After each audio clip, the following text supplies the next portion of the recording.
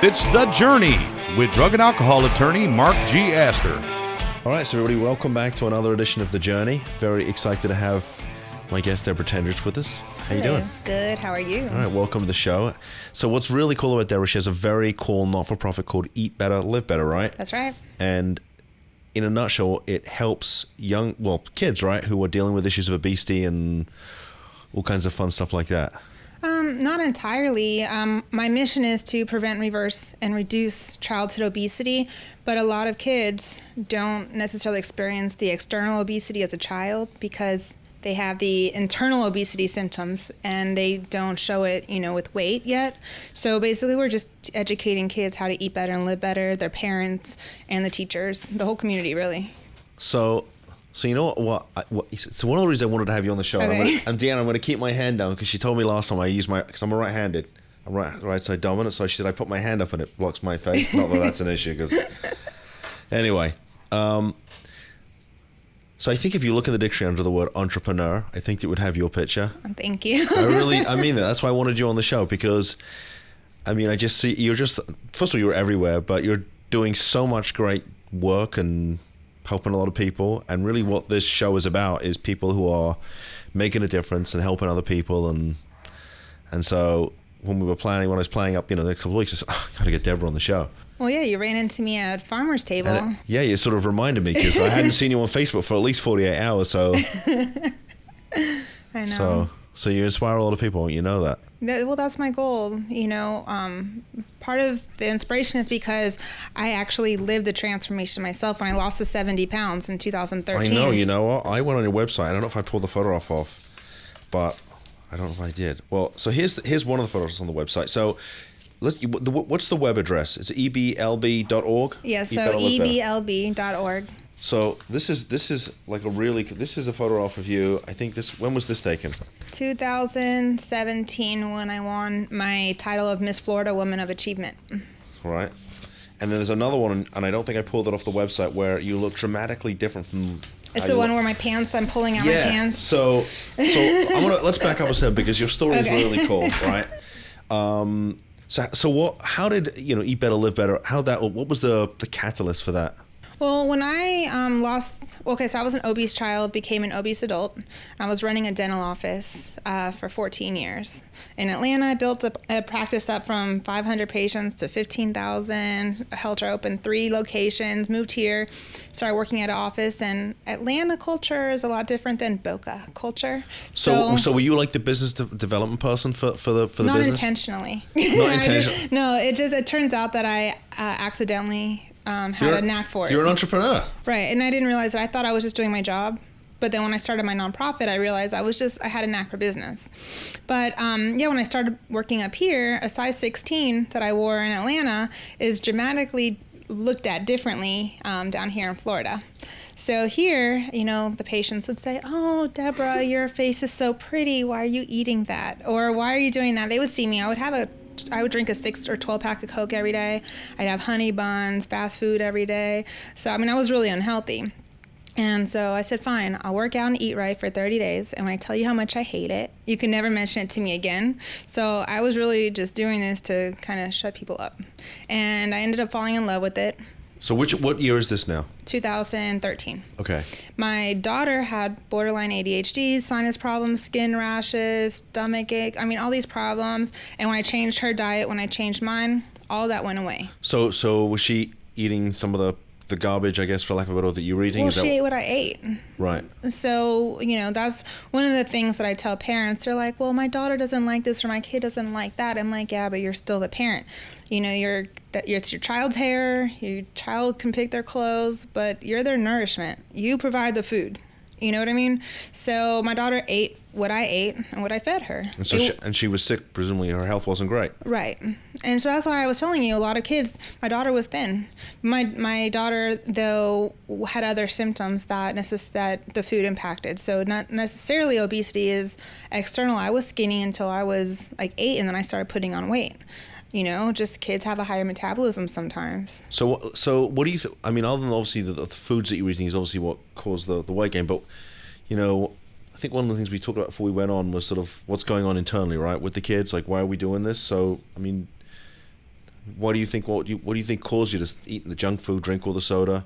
Your environment. My mom was a single mom teacher, and we were on the go. She, would do fast food or things like that, not intentionally, but you don't think about when you have a fast lifestyle like that. And, now there's a lot more awareness about what nutrition can do to your body, but nobody back then knew that, food was the trigger of ADHD, but you know what I mean? Or they didn't do the correlation as much of psychological issues with food. Now there's a lot more research, on that from when I was growing up. And there's a lot more, emphasis on eating healthy. But a lot of people just don't know how. If you grow up eating a certain way your whole life, and you don't know, if I went to a lot of these neighborhoods and I gave them eggplant, things like that, they would say, well, what am I going to do with this? They don't know how to cook it, or they might not have a car to get to the grocery store. They might have to go to the corner store and eat the ravioli and the chips instead of going and actually get fruits and vegetables and make the food. All right, so I want to back up a second. So you did the 30 days, right? So what foods did you stop eating, and what foods did you start eating? I pretty much stopped eating everything I was already eating, and then I had to switch over everything new. Okay, so did you know what to even eat? Because you talked about it, right? People are uneducated, and so they don't know. I mean, you give them an eggplant, they don't know what to even do with it. Right, exactly. So did you know what to do? I mean, how'd you figure that out? Luckily, the office I was working at, he saw one patient an hour. And since I went from an office working with 40 to 80 patients a day to 8 patients a day, I had a lot of time to research online. And I just looked up, what seemed healthy and what I wanted to do. And I just basically did clean baked chicken, a lot of vegetables, things like that, sweet potatoes. And I started working out every day. I became a fanatic. I was 3 hours a day. I was down to 11% body fat. That's a lot of working out. Yeah, it was crazy. I was obsessed. My boss would look for me, and I'm in the parking lot, holding boot camps on my lunch break and teaching the patients to do tricep dips in the waiting room on the chairs. I was insane. That's a little insane. Okay, so how much weight did you lose? 70 pounds. 70 pounds. And how long did it take you? 8 months. Okay. Which is 1 to 2 pounds a week, consistent. Okay. It wasn't unhealthy. All right. So people should go and check out the photo off your website because it's quite dramatic. But from a health perspective, how'd you feel? I felt really good. And I didn't necessarily feel bad before. A lot of people actually, the reason they get, upset or they don't feel good about themselves, that wasn't me. I was already happy with myself at that time. But what I did is I liked the challenge I gave myself every day to do something faster or harder, bigger and better. And that's what I never had experienced before with anything I'd done. So that's what I enjoyed the most. Okay, so did that transformation take place when she moved to Florida? So you get down to Florida, and then you lose all this weight. So let's talk about how you got to eat better, live better, because I think when we first met, which was probably not long after I came back from California. 2016, probably. Yeah, probably, right. Because that's when I started this organization. Okay, so that's when I opened up my office, the beginning of 16, right, because we're in year 3 now. So right around the same time, so we started. Congratulations. How about that, right? Nothing like starting your own business when you got bills to pay. Yeah, look, we started the same year. We're wearing the same clothes. Yeah, you know what's amazing, right? We're both wearing jeans and a black shirt. I don't know how that happened, but great minds think alike. Not that I don't know if that's a compliment or not, but anyway. So yeah, and it's interesting because when I started my business, I started, realized, I had to get out in the community, let people know, because you can't help anybody if nobody knows you're around, right? And I know that you were doing the same thing. Did you wake up one day and say, I know, I'm going to start a not-for-profit? Kind of. You did? In a way. I started training some teachers at some elementary schools, and then they asked me to come and speak to the kids. Training what? What were you training them Personal training. Oh, personal training. Okay. Yeah. All right. Yeah, I would go to parks. So did you go get certified? Tell me how that happened. No, but I was insured. And people didn't, actually, to be honest, a lot of the personal trainers who are certified aren't insured. And because of my own transformation and stuff, I knew what I was doing. I would be at the gym, and the people who were working out in the gym, actually, I know why a lot of people don't like to go to the gym. Because when I first started working out, there was this one girl, and they're fitness competitors and they would make fun of you. You know what I mean? And this one girl, she would always look at me and say, look at her. Why is she even here? She's overweight. She's this and this and that. And this was like at the very beginning. So, I walked up to her and I was like, hey, do you make fun of sick people in the hospital too?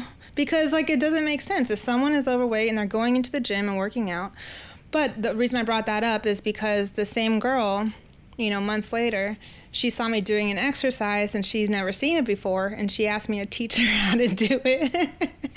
So the same people who that gave me that made me know I was really, I knew what I was doing. You were onto something. Yeah. So I started training the people, and I said the only thing I really need to do is, in case I do hurt somebody, make sure I'm insured. And I got insured and got all these customers, these clients.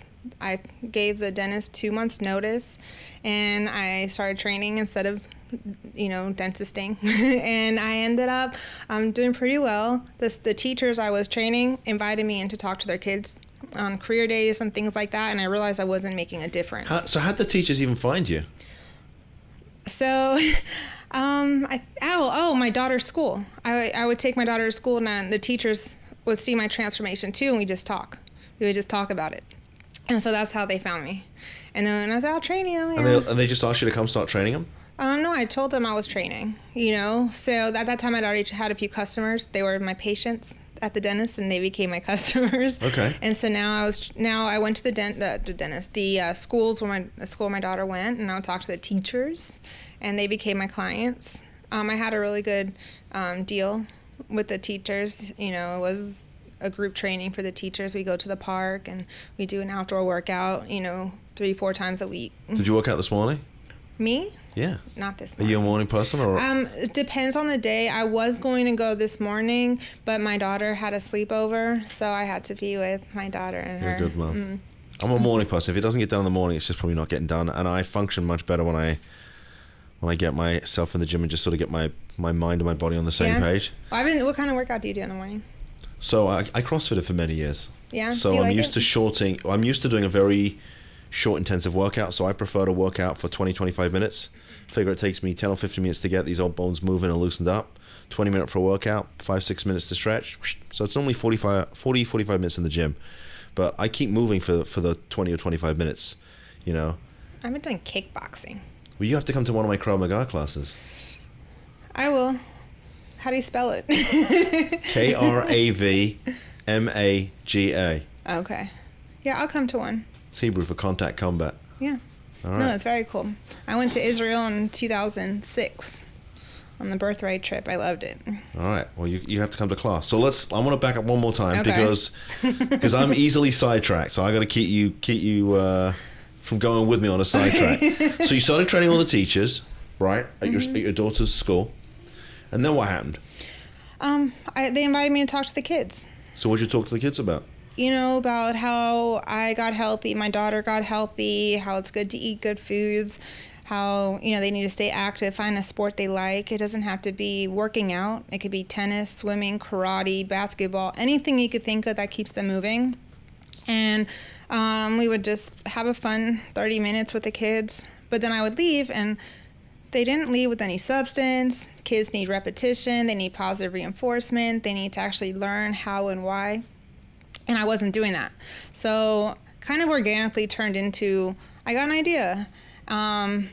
Let me start an organization where I can actually teach kids how to eat better and live better. But first, because I saw what happened with me and my daughter, I wanted to transfer the entire families into a healthy lifestyle. So what do you do about with the kids? You're going to the schools. You talk to them about nutrition and exercise, but meanwhile, the schools are they're serving junk food, or they're certainly not. I doubt they're serving eggplant, right? And they have all these, they have the machines there where there's soda or in candy. I mean, I grew up eating McDonald's, so I get it, right? If we're not educated, it's almost like ignorance bliss.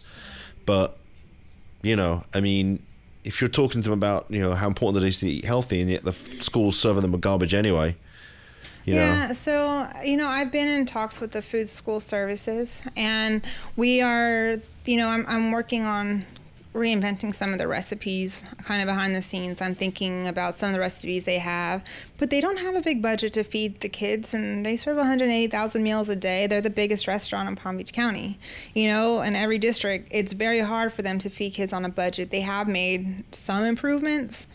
I mean, are they up to the standards that, you know, someone, it's kind of like, should the kid eat broccoli or not eat the broccoli at all, or have the broccoli with the cheese? You know what I mean? Because some kids don't even get a meal at home. So is it better for the kids to not eat anything or to eat something, you know, with certain parameters that the school, you know, dictates for, like caloric intake, fat, you know, carb contact, grain. So like there's certain things that they have to meet, requirements that they have to meet. I know they've taken recently they've taken all the dyes out of the food, all the high fructose corn syrup, things like that. They're doing changes as they can. So how'd that happen? Were you the No, this was before me. The food school service, they really work hard to do what they can for the kids, but it's really hard without the funding. But I still don't get certain things. Like, for instance, the mozzarella sticks and marinara sauce are considered a grain, a protein, and a vegetable. Okay. Because they're breaded, which is a grain, the protein's a cheese, and the vegetable's the marinara sauce. So, and tomatoes a fruit. So I don't really get it. Well, that's like saying a hamburger, you know, contains proteins, fats, and carbohydrates. Yeah, I mean, their pizza is a protein, fat, and protein, carb, and everything too. yeah, but there's good fats and bad fats. There's good proteins and bad proteins, right? I mean, so yeah, you and I could talk about this forever. Exactly. I mean. So aside from that, I actually designed a curriculum for the schools to teach the kids how to eat better and live better. Okay, so when did you start with that? 2017, I got my contract with the city of West Palm. I started working with those kids that year. And how'd you get a contract with the city of West Palm? I'm like, I mean, like, who would you even call to say, hey, listen, I want to do something for the kids? Like, how'd that happen? So there's this company called Digital Vibes. You've probably seen them on my Facebook. They're the ones who fight childhood obesity through dance. And I crashed their appreciation breakfast one day because I see. This is what I mean by being an entrepreneur. You made it happen. Yeah, and so we ended up putting on. You crashed the breakfast? Yeah. Where was the breakfast being held? It was. I think this one was at the the Children's Service Council, or something like that. In West Palm? No, this was in Boynton. Which one is that? The Children's Home Society in West Palm, the Children's Service Council. So you just showed up uninvited to the breakfast, said, hi, I'm Debra Tendrich, and I have this idea. I was indirectly invited. Cam from Kona Ice, he told me to go there because he couldn't, and just introduce myself because I needed to meet them. So I was like, okay, why not? I show up there, and then I was doing the first time we actually did something, I said, hey, why don't you guys come out? Because what they do is they fight childhood obesity with dance and technology. So they'll bring out like the DJ equipment and lead like dance for all the kids, so they'll get to move, and they are working out without realizing they're working out. So we're doing this. I was raised. This is right after the earthquake. No, what was it in Haiti? Oh. Okay. The hurricane, or it was either hurricane or earthquake in Haiti. And me and Dr. Jean-Pierre is a chiropractor out here in Boca. He is, we actually hosted a boot camp, dance boot camp kind of thing, and started raising, items to send to Haiti. And so I asked, Digital Vibes, can you guys come out and DJ this? And after that, we ended up talking and getting him involved, and he started basically introducing me to everyone I needed to know. And if it wasn't for me being able to piggyback off of him and their company, because they've been around for years, and now we really, help each other. Okay, so you get this contract with West Palm, with the city of West Palm. Working with 5 community centers, and, with all their kids in their after-school programs and things like that. I mean, it was great. And I ended up just growing from there. I've done stuff in, all the way from... I've done stuff in Wellington, Palm Beach Gardens, Boca, West Palm, Boynton, down all the way in Miramar and Miami. And now what was happening is there was only one in me. And I ended up designing a curriculum so schools can become certified. So now... Yeah, I was reading about that on your website. Yeah. Because you've got I think when I was reading, I saw there was a bunch of different programs. Right, you have explain those to me, because I wrote down after school fitness. See, I did a little research. So that's why I told you I loved your website. It was great. Thank you. You've got After School Fitness Fiesta, Cooking, Health Advocacy, and then the 90-day program. So you've got like a bunch of different programs. Are these all your creation? Yeah, so I've worked with about 5,000 kids, parents, and teachers since I started in 2016. Actually, last summer was pretty fun because in 9 weeks I got to work with 1,000 kids. And I actually collected, you'll love this, because I think you like data, right? I like data. So I actually collected the metrics and data on the effectiveness of my curriculum. So I'm 100% effective with my 8-week program. So define effective. What does that mean? What is your definition of effective? So every student had an average of 143.52% increased knowledge of nutrition based on a pre and post survey that they took. So when we came in, and these aren't multiple choice, they actually have to write in their answers, so they have to know the information. What is a healthy carbohydrate? What is a carbohydrate? What's a healthy carbohydrate? What's an unhealthy carbohydrate? Name a healthy fat, name an unhealthy fat. I think I would have failed this test, by the way. But even these kindergartners know how to read a nutritional label by the time they're done with our class. They love it. It's all hands-on. It's fun. I kind of designed the curriculum off what would my daughter like to do to learn this. And I turned into, a fun, interactive program that the kids love. And actually, the team that comes out with me to do the program, they're like, it's so weird. We pull into the school, especially when we're in the first class of the day, like especially in the summer, and there's the carpool line. My Eat Better, Live Better shirt team, they're coming in and the kids are like, Eat Better, Live Better's here. I gotta go. Bye, Mom. They're so excited for nutrition. We're not feeding the kids. We're not doing anything. We're just teaching them how to eat better and live better, have better associations between foods and feelings, understand what a healthy and unhealthy carb, fat, and protein is, and, they can create a healthy plate. I mean, it's just a really fun, feel-good program, by the time they're done with it. And I have stuff for elementary, middle, high school students.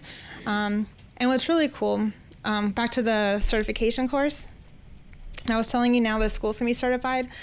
When I leave the school, the teachers will text me. The kids are asking me, is this healthy? Is that healthy? And I'm like, yes or no. This is a protein. And they're asking me questions. So now the teachers at the school can become certified with my curriculum. And now they'll know the answers too. So even when I'm not there, they'll still be there. And they can actually become the advocates instead of just me. Okay, so right now you're sort of just in South Florida, am I right? This seems like something that we could benefit, literally every kid that's in school, right? Because what happens is they eat like garbage, they maintain those habits, and then, at a certain point as we get older, those bad habits catch up with us and we end up having health issues, and I'm sure we waste millions of dollars in this country on not healthcare, sick care. Yeah, do you know how many adults I say, where were you when I was a child? I get that a lot. I can't reverse it in time, but, sponsor a school, get me in there, get my curriculum in the school. The only thing that's stopping me from getting into a lot of schools is funding. That's the only issue. Okay, so talk about that. So because it's set up as a not-for-profit, I know I looked on the website, there's a sort of donate button. So what's the cost? Have you used it yet? I'm thinking about it though. I get, with the treatment trail, we sponsor a bunch of events, so maybe we should sponsor an event with you guys. Either an event, or you can actually sponsor a school. It's only $800 to sponsor the program in the school for a year. For a whole year? Yeah, because what happens is then we train the teachers to get them certified, and then they carry out the program. So the cost for us to actually train the teachers and get them all set up with everything is $800 for the whole year. So in essence, it's just over $1 a child. So how long does it take you? So do you have to train the teachers for the certification? Yeah. You do. How long does it take to train them? It's an online certification. We had someone record my classes and then turn it into an online course, just like any other course. So teachers will get in their individual login and portal, and then have access to the 8 modules. So it takes about a day. But it's not overwhelming. So and then they can print out the lesson plans, the material list. And you created all that stuff? Yes. That's really impressive. Thank you. I love it. Okay, so how do we take this nationwide? How do we get it into other states? So I have a few people that are helping. One of my good friends in Chicago, one of my good friends in Colorado and New York, they're starting to advocate for this out there and try to find people to sponsor schools in different cities out there. Really, it's going to happen anywhere. So someone in didn't care. In Alaska, wanted to sponsor a school, the online certification is anywhere. They would learn the curriculum, teach it there. And actually what's really cool is, for instance, like KOP Mentoring is a youth organization that I work with.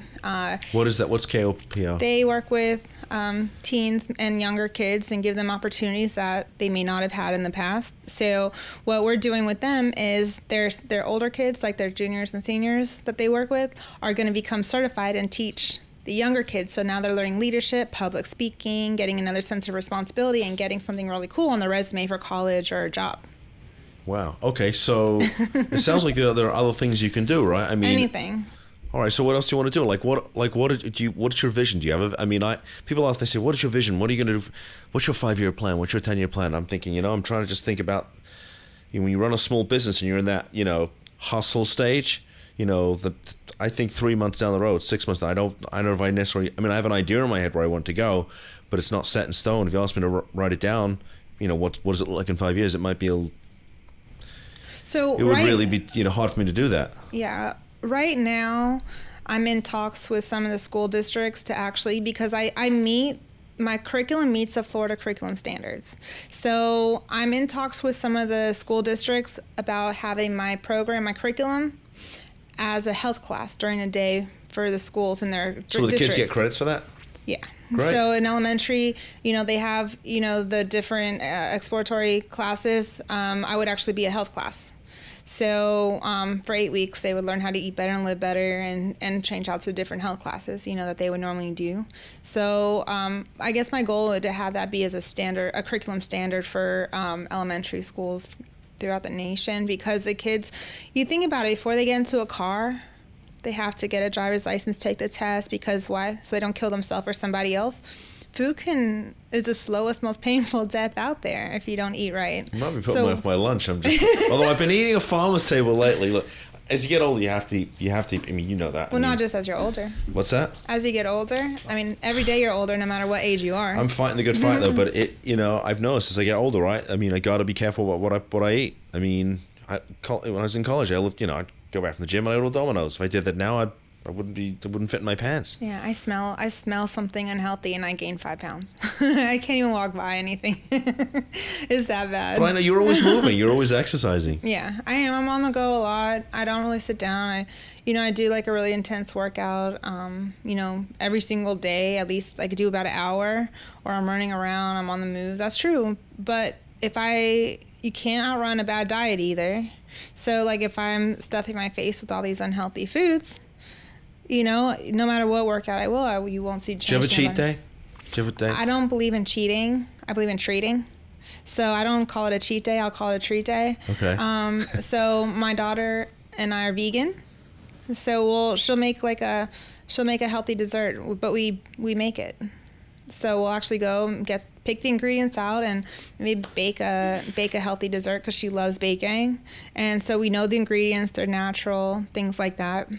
And then that's when I have a cheat. Normally on Saturday night, I just allow myself to have whatever I want. It could be pizza, it could be a burger. But is it the whole pizza? I'm probably going to eat till I'm full, which may be a quarter of the pizza. Right. I try not to stuff myself because otherwise it takes me 2 days to digest it all, and you feel like you've swallowed a brick, and you feel yucky. But psychologically, sometimes I'm like, I got to give myself permission to have dessert. Well, you can. I tell people, if you make it. No, I don't want to make it. I'm a guy. If it doesn't fit in a microwave or on the George Foreman grill, I'm not touching it. You don't want to put an apron on. No. You should.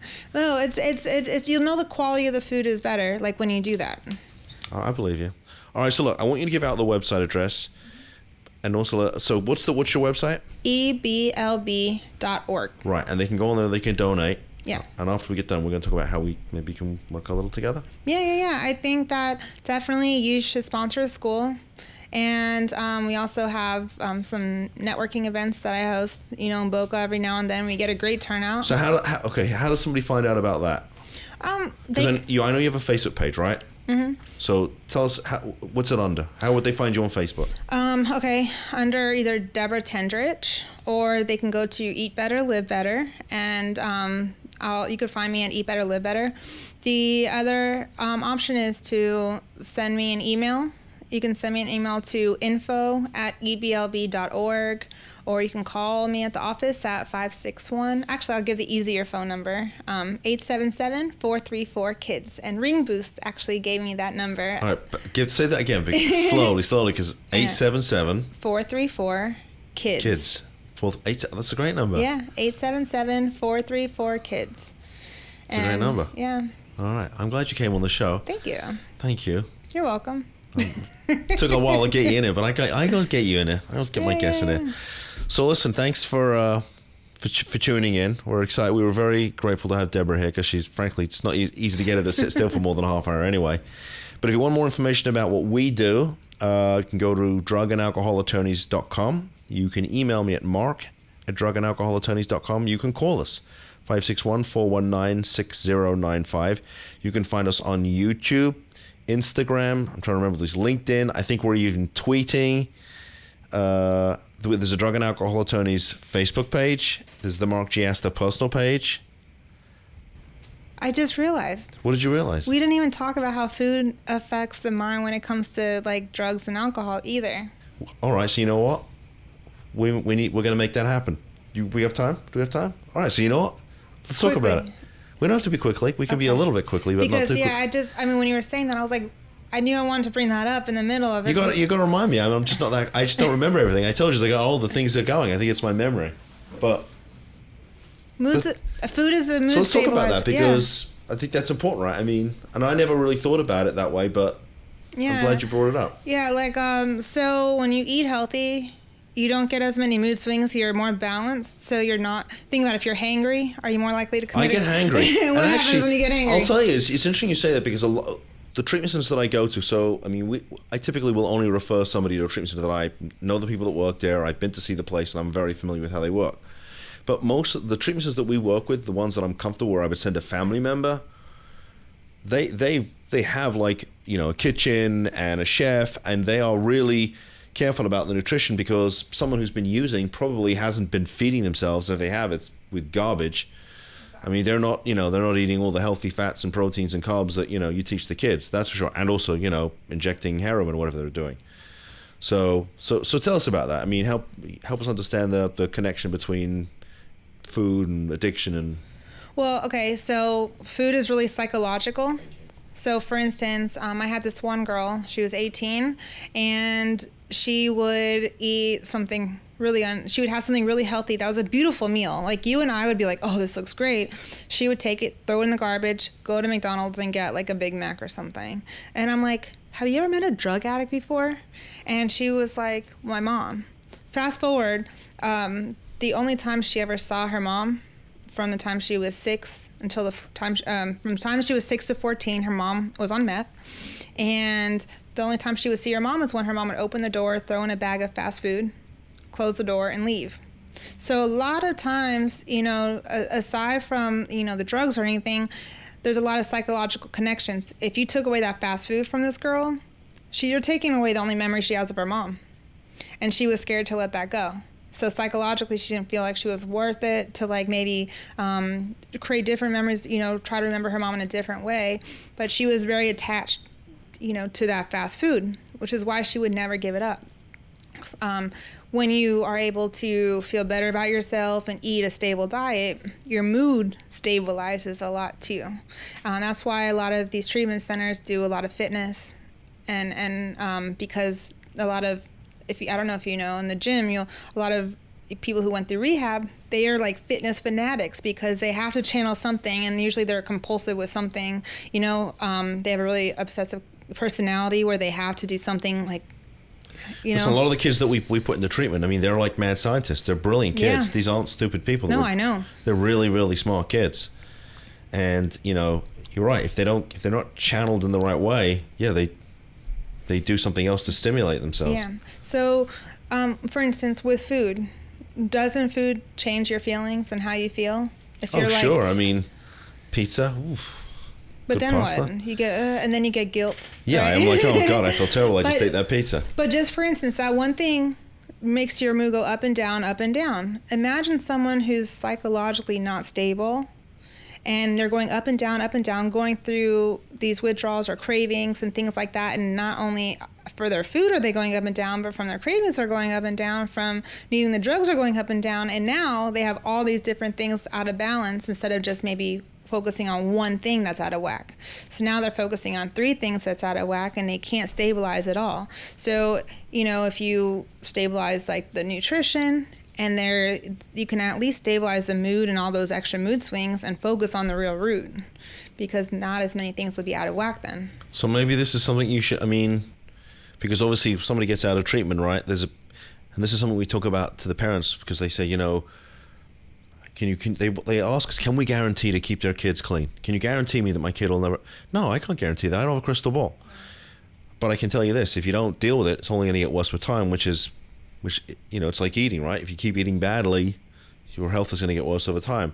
But there's a big difference, we're really successful at getting kids into treatment and getting them clean. The battle really starts to keep them clean, right? And obviously, if you go back to your old ways, it's when we get a relapse. So, I'm just wondering if there's some way you can help with that, right? Because obviously, part and parcel of them staying clean and living a healthy lifestyle is obviously eating correctly. Yeah. So, I don't know, maybe there's a connection with what you do, eat better, live better. Maybe not just for the kids, but for, individuals who are in recovery and trying to stay in recovery. Yeah, and I think aside from that, they get a lot of lifestyle training, as well at these rehab centers, and, teaching them, how to, how to choose the healthier foods, just like you teach them how to choose, a clean path and different things. They get a lot of counseling and stuff like that. They should also have just basic self-care and lifestyle training. I'm not sure what they do, but I think that would help them a lot. Like, you have to take care of yourself this way, that way. You can actually make yourself feel good and like replace those feelings with other things besides foods and drugs. I love it. So, we have...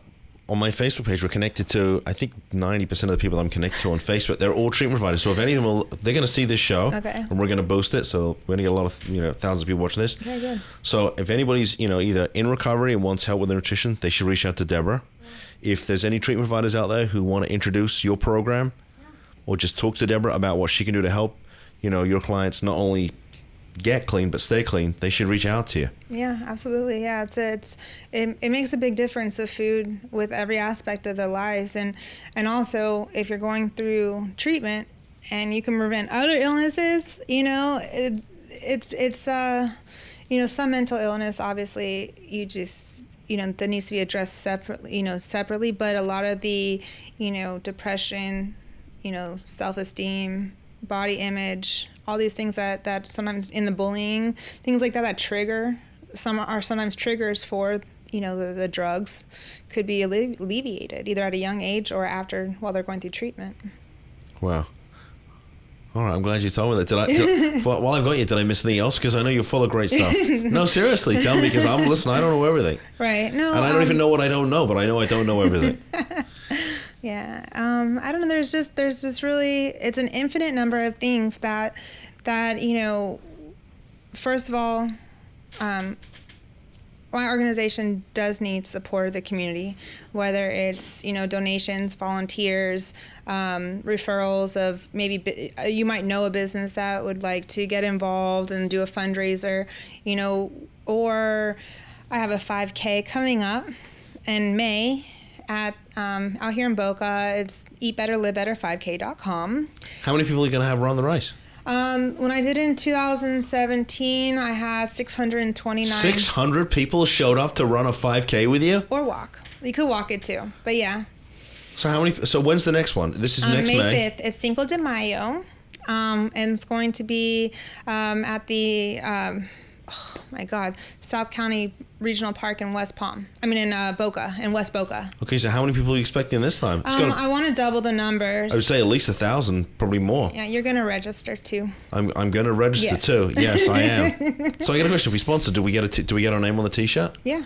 Yeah, if you sponsored a 5K, you get your name on the T-shirt, and you actually, depending on the sponsorship, you get a certain amount of free entries too for like your clients or friends and family.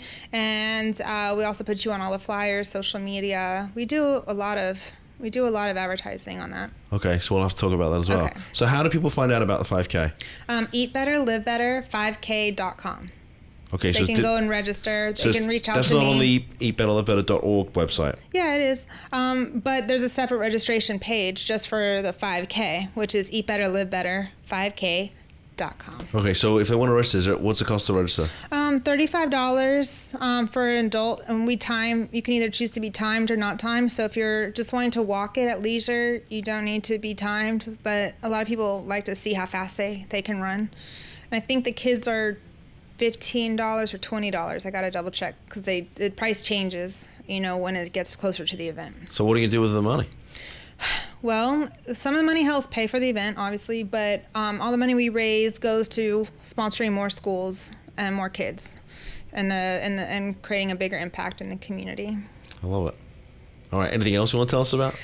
No. Come on, you can tell us. There's a lot of things, but I think right now we need to focus on, I have several hundred schools throughout Florida that are waiting on sponsorship. It's only $800 to sponsor a school. It's about $1 a child. So I really need businesses to sponsor schools. We do a lot for the businesses too within that school to market them. As far So as that's what I'm going to do. If there's any treatment providers out there or a therapist or any individual who wants to sponsor a school, I'll split it with them. I'll put in the 400. They'll put in the other 400. We'll do a joint sponsorship. So that's my challenge. That's my challenge to the audience who are going to see this show. Okay, great. Is to reach out to either you or reach out to me and say, yeah, we'll do a co-sponsorship and we'll sponsor. Only one? Or is this unlimited? We're going to start with one. Don't encourage Deanna, by the way, because she's incorrigible. You know what it is? This is the second week in a row she's watched me get slapped around by my guest. And she's enjoying it. All right, so if anybody's watching and I want them to reach out to me, reach out to you, and we'll sponsor a school with them. And a lot of the schools, just so you know, they're really, really nice about helping get your name into the school too that you sponsored. So a lot of teachers will get their information. We make T-shirts for the teachers who become certified, and we put your logos on the back of those T-shirts so they're wearing them when they're teaching a class, stuff like that. So we really help, So they'll get a T-shirt that says co-sponsored by drug and alcohol attorneys. And we'll put whoever else on the back. You'll have the two logos. Whoever else it is. Okay, good. Thanks for coming on the show, Debra. Oh, thank you, Mark. It's good to see you. And I know I'm going to bump into you very shortly because just everywhere I go, I bump into you.